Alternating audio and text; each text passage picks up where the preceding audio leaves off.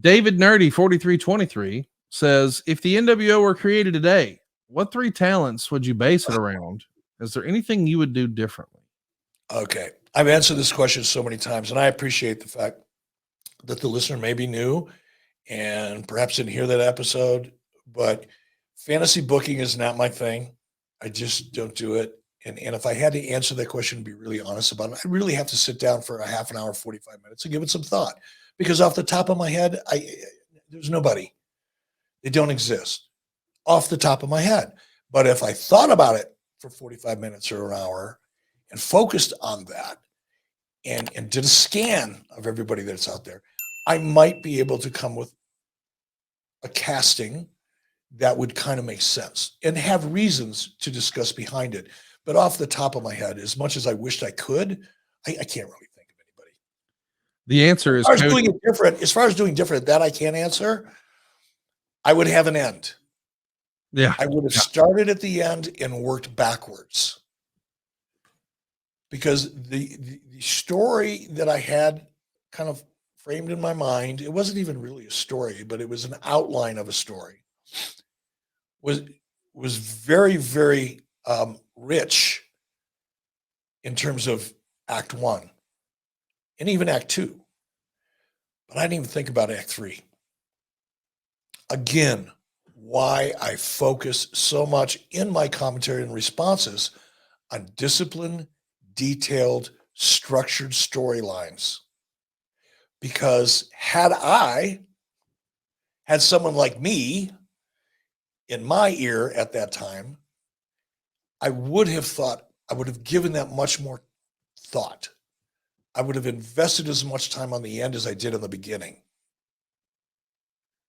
Again, one of the reasons I'm hypercritical about lack of structure, discipline, and story, because I have the scar tissue to use as an example of what happens when you don't. To me, the answer for a modern NWO, if you were going to do that story, I would think it would be sort of the same thing you did with WCW. These were guys who were in WCW, left, became a bigger star somewhere else, and then came back. Now, I didn't view the NWO that way because I missed all the Razor Ramon Diesel stuff. I wasn't watching during that part of my life. So I didn't know that they were back to take over. I thought they were just coming in from the WWF to take over. But I understand the genesis of your story was, hey, we left and we came back. So to me, the perfect modern NWO would be Cody in the Hogan spot. He's the last guy. And Punk and perhaps Moxley. These guys all left WWE because they were frustrated with creative, went and became what they became somewhere else. And now they come back and they're here to take over. Maybe that could work because that at least feels kind of like Scott Hall, Kevin Nash, right? Yeah, and that may work. I don't necessarily think you have to go back to that same story that at least I had in my mind. But what you really need, and I think what you're pointing out, is you just need a motivation that makes sense. Yes. What is the motivation? What is the catalyst? What's the inciting moment? Not exciting, inciting. What's the inciting moment? What incites the action that begin the first domino to fall? That's what I'm talking about. And if you can come up with a creative motivation, it doesn't have to be somebody that came from somebody. It can be internal, but it has to be compelling and it has to be believable. Not that you're trying to kayfabe everybody, but that you're allowing them to buy into the premise and you're allowing them to buy into that inciting moment and incident because it could be true. I know it's not, but it could be. There's enough reality to it that you give your audience permission to go with it and to feel it. But if the premise of your story, if your inciting incident in the beginning of Act 1 is so phony and ill-conceived, much like not having an end to the NWO story was ill-conceived. It wasn't phony because we just didn't have it, but there was no conception to it, so it was ill-conceived. We hadn't really given it any thought. The same thing happens in the beginning. If you're not really focused on, okay, what will the audience accept? What will they believe? What's so close to being true that it could be, even though it's not? That's the money. That's the magic. That's how you launch a story that has a chance of being successful. No guarantees. It just is what it is. But if you want to have a 60% confidence level, depending on who you are and how you think, if you want to, if you want to get into the area of odds and say, yeah, there's about a 65% chance that this could work because it's been so well thought out, well planned, well structured. All the plot points are in place. We've got the timing down.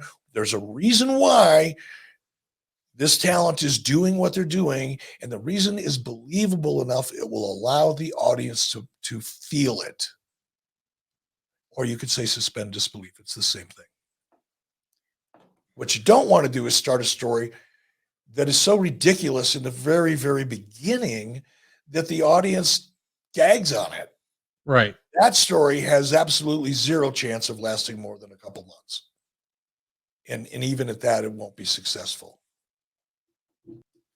Here's one from AEW ESTQX2SP. Boy, I hope that means something to you. What would you call this new WWE era? The Atmosphere era has a nice ring to it. I saw Cody call it the Renaissance era. What do you think, Eric? I think Renaissance era works pretty well because this is a Renaissance in so many different ways. It's such a sea change in, first of all, the presentation of the product. It is more, it's always been storyline driven, but I think over the last 10 or 15 years of Vince McMahon's reign, for whatever reason, the stories had a hard time sustaining momentum. I think there were a lot of great stories that started out great or had the potential of being great that through either indecisiveness or focus or whatever it was that took Vince McMahon out of the long-term story planning phase, which is just another way of saying a disciplined, structured story arc. Because WWE was known for that for so long. They planned to, I heard it used to drive me batshit when people would say, Gene Okerlund used to drive me crazy in a good way. Oh, Eric. He always called me Eric, not Eric, Eric. You'd always say Eric. Kevin Dunn, Vince McMahon. They know what they're doing, 6 months in advance. They know what they're doing next year's WrestleMania. It's like, oh, fuck off, Gene. Just let me alone. I'm trying to survive here. I'm trying to keep my nose above the water.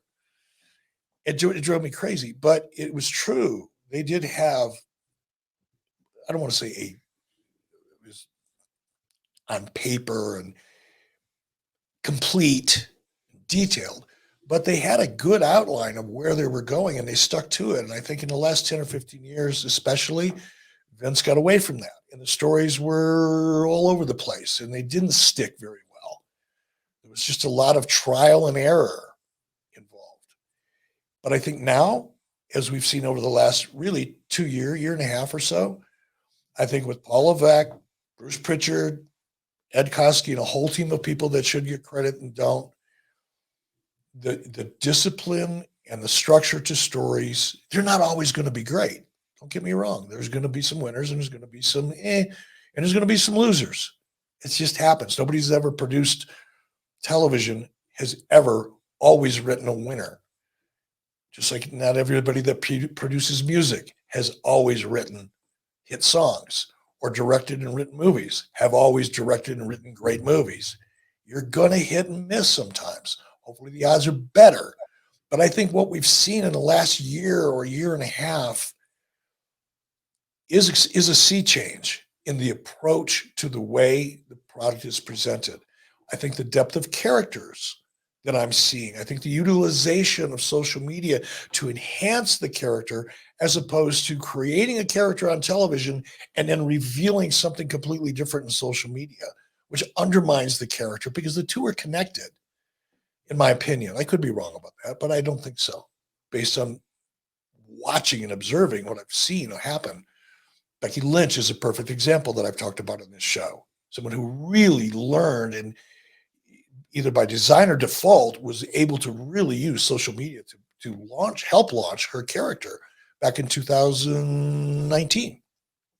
So I think we're seeing such a sea change in the industry, and it's improved in so many different ways. I'm not even going to talk about production because that's another show. But I think Renaissance works for me. It really does. It's got a Je ne sais quoi. je ne sais quoi. It's just got a good vibe. Yeah, agree.